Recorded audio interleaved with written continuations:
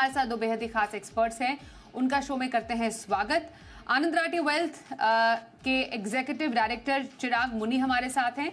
चिराग और चिंतन, आप दोनों का बहुत स्वागत करते हैं मनी गुरु में आज इस खास शो में हमारे साथ शामिल होने के लिए।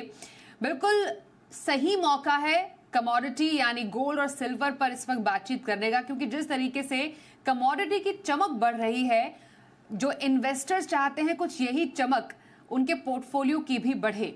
लेकिन अभी जरा समझने की कोशिश करते हैं आखिरकार ये गोल्ड ईटीएफ में चल क्या रहा है। चिराग, जरा पहले आपसे समझने की कोशिश करें, जिस तरीके से गोल्ड में आकर्षण बढ़ रहा है, हमने इस बार काफी अच्छा जो निवेश है गोल्ड ईटीएफ में आता हुआ देखा है 2000 करोड़ से ज्यादा का, जो कि पिछले महीने के मुकाबले काफी ज्यादा है।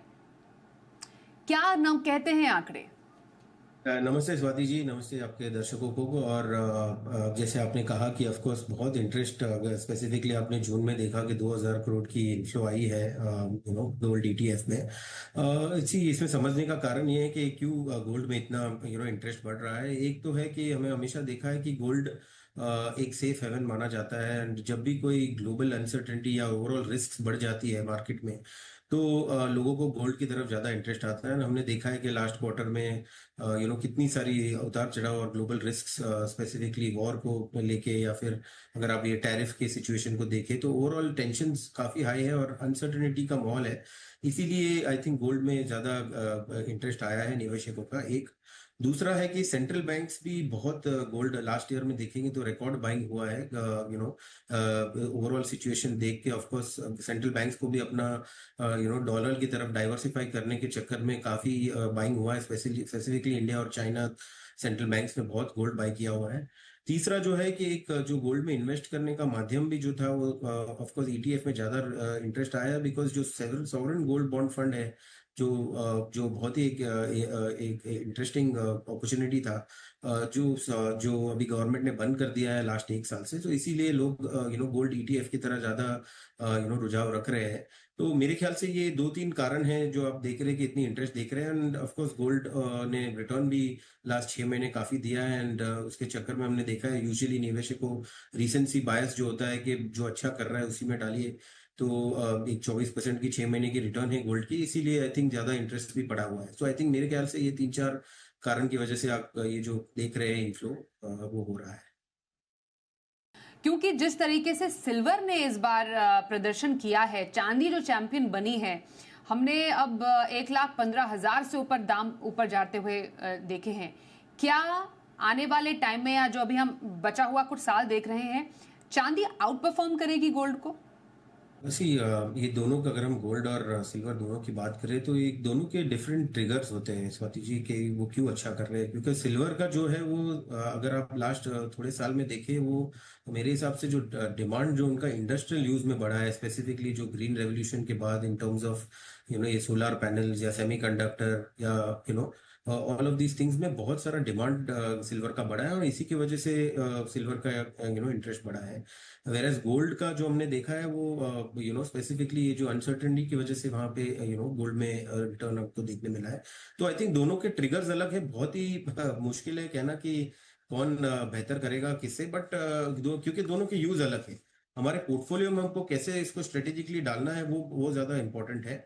जैसे कि चिंतन जी ने कहा कि 10 से 20% से ज्यादा अगर मात्रा इसमें नहीं रखनी चाहिए ओवरऑल, बिकॉज जब हमने चेक किया उनका रिटर्न्स लास्ट 10 सालों में, अगर मैं उसकी 3 साल की रोलिंग रिटर्न लूँ, उसका मतलब है कि मैं कोई भी दिन पे अगर मैं गोल्ड में डालता या सिल्वर में डालता या निफ्टी में डालता, which is the equity benchmark, तो 3 साल की average return on a 10 year basis, rolling return basis पे गोल्ड ने अगर 10% का रिटर्न दिया हुआ है, सिल्वर ने अबाउट 8% की रिटर्न दी है, और इक्विटी ने 12% की रिटर्न दी है।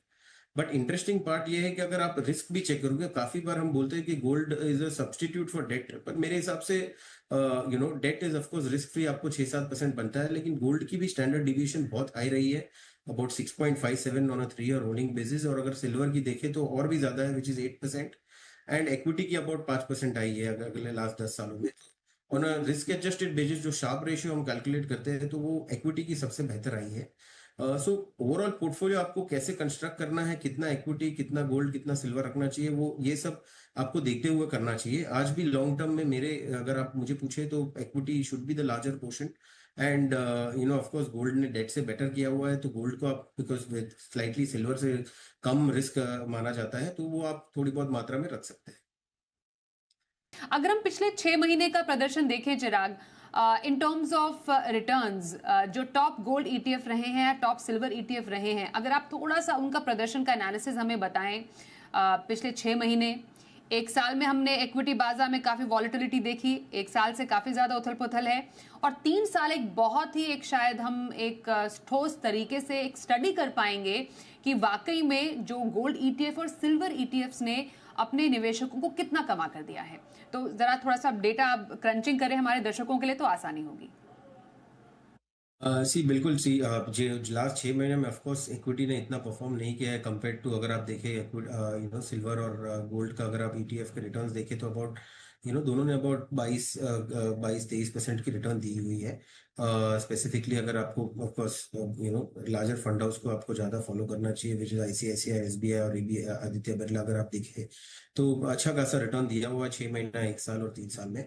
बट ये बहुत ही यूनिक सिचुएशन था स्वाति जी मेरे हिसाब से कोविड के बाद, जैसे कि चिंतन जी ने कहा कि इतने पैसे मार्केट में है, इतने प्रिंट हुए हैं कि सब एसेट क्लास में अच्छा किया है। तो यहाँ से अभी क्या करना है वो बहुत ज्यादा इंपॉर्टेंट हो जाता है, रादर देन पास्ट परफॉर्मेंस देखना है। तो हम एक आंकड़े जो मैं देख रहा था कि लास्ट 15 सालों में क्या, अगर मैं कोई एसेट क्लास में जाना चाहता हूँ, जैसे इक्विटी है, गोल्ड है या सिल्वर है, तो ऑब्वियसली मैं रिस्क ले रहा हूँ क्योंकि उसकी रिस्क फ्री से तो हायर है, और आज की तारीख में रिस्क फ्री रेट आपका जो 6-6.5% है। तो अगर मैं कोई एसेट क्लास में जाता हूँ तो मुझे 3-4% उससे ज्यादा मिलना चाहिए। तो अगर मैं एक प्रोबेबिलिटी एनालिसिस करूँ लास्ट 15 साल में, तो अगर आप देखें कोई भी टाइम 5 ईयर टाइम फ्रेम में अगर देखें, तो एक निफ्टी की जो 10% देने की क्षमता है वो 82% चांस है, मेरे सिल्वर की 43% और गोल्ड की 51%। तो ये रिसेंटली ऑफ कोर्स ये जो गोल्ड और सिल्वर का जो चमक आया है, वो विल इट कंटिन्यू, जैसे कि चिंतन जी ने कहा है, गोल्ड में तो of course it completely dependent on on क्या अनसर्टेनिटी हो रहा है और क्या चल रहा है मार्केट में।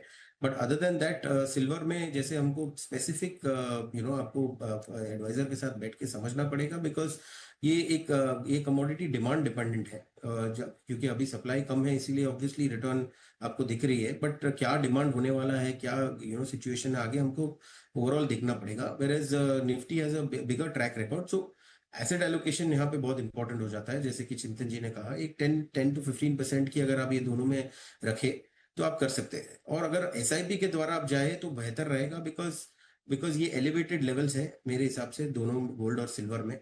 और हमेशा मैं देखा है, वेदर इज इक्विटी, गोल्ड और डेट, आप अगर डिसिप्लिन्ड वे में इन्वेस्ट करते हो, ना कि आप टाइमिंग करना चाहो, तो आपको एक अच्छा रिटर्न आता है। जैसे कि लास्ट 10 साल की मैंने एसआईपी की रिटर्न देखी, निफ्टी की तो 15.5% की रिटर्न आ रही है, गोल्ड की भी अच्छी आ रही है, 12-12.5 की आ रही है, और निफ्टी की और सिल्वर की अबाउट 11.5% आ रही है। तो रिटर्न तो अच्छा है, रिस्क प्रीमियम भी अच्छा है, बट रिस्क फ्री नहीं है, तो वो हिसाब से आपको ओवरऑल एसेट एलोकेशन करना है। मैं लास्ट पॉइंट चिराग आपसे जानना चाहती हूँ, गोल्ड ईटीएफ के टैक्सेशन में बदलाव हुआ, हमने देखा पिछला जो फुल टाइम बजट था उसमें काफ़ी ज़्यादा एलटीसीजी एसटीसीजी में बदलाव हुए थे, ईटीएफ में भी हुए और गोल्ड ईटीएफ में भी हुए। क्या ये भी एक बड़ी वजह हो सकती है कि लोगों का रुझान गोल्ड ईटीएफ की तरफ बढ़ा? क्या इम्पैक्ट आप इस टैक्सेशन के बदलाव से देखते हैं? बिल्कुल स्वाति जी, आई थिंक कुछ भी अगर टैक्स एफिशिएंट होता है तो एज एन इंडियन इन्वेस्टर हमेशा हम टैक्स में, मतलब रिटर्न कितना बने उसमें ज़्यादा खुशी नहीं होती, टैक्स कितना बचा उसमें ज़्यादा खुशी होती है, यही हमारी साइकोलॉजी रहती है। एंड इसीलिए जो अभी 12.5% की टैक्स हो गई है गोल्ड के ऊपर 1 साल के ऊपर ईटीएफ के द्वारा, और अगर आप फंड ऑफ फंड भी करें तो 24 महीने में आपको 12.5% की लगती है। तो ये ऑफकोर्स टैक्स आपको आपको बेनिफिट है, बट दूसरा जैसे आपने कहा, ये जैसे मैंने कहा कि जो सॉवरेन गोल्ड बॉन्ड फंड था वो भी एक बहुत टैक्स एफिशिएंट मेथड था, बिकॉज आपको एक तो 2.5% की इंटरेस्ट मिलती थी, वो टैक्सेबल थी, बट ओवरऑल आपका टैक्स फ्री था कैपिटल गेन्स। लेकिन वो अभी वो ऑप्शन बचा नहीं है, तो नेक्स्ट बेस्ट एफिशिएंट इज ये गोल्ड ईटीएफ्स। और जैसे कि चिंतन जी ने कहा कि मैं छोटे मात्रा में भी डाल सकता हूँ, जब भी डालना है डाल सकता हूँ, जब भी लिक्विड करना कर सकता हूँ, तो वो हिसाब से आई थिंक इसीलिए इंटरेस्ट बहुत ज्यादा अभी बढ़ रहा है ये निवेशकों। तो गोल्ड में एक तो बढ़ती कीमतों का फायदा, सिल्वर में जिस तरह बेतहाशा तेजी है दामों में, उसका फायदा इन्वेस्टर्स लेना चाहते हैं थ्रू ईटीएफ। यही हम आंकड़ों में भी देख रहे हैं। टैक्सेशन में भी कुछ रियायत मिली, उसका भी फायदा है। और क्योंकि आप छोटे छोटे पैसे डालकर एक गोल्ड और सिल्वर में निवेश कर सकते हैं, लिक्विडिटी अच्छी है, तो इसका भी एक फायदा है। तो यही कुल मिलाकर गोल्ड और सिल्वर ईटीएफ की कहानी है जो हमने समझी हमारे दोनों एक्सपर्ट से। चिराग और चिंतन, आप दोनों का बहुत धन्यवाद करेंगे, आप हमारे साथ मनी गुरु में आज शामिल हुए।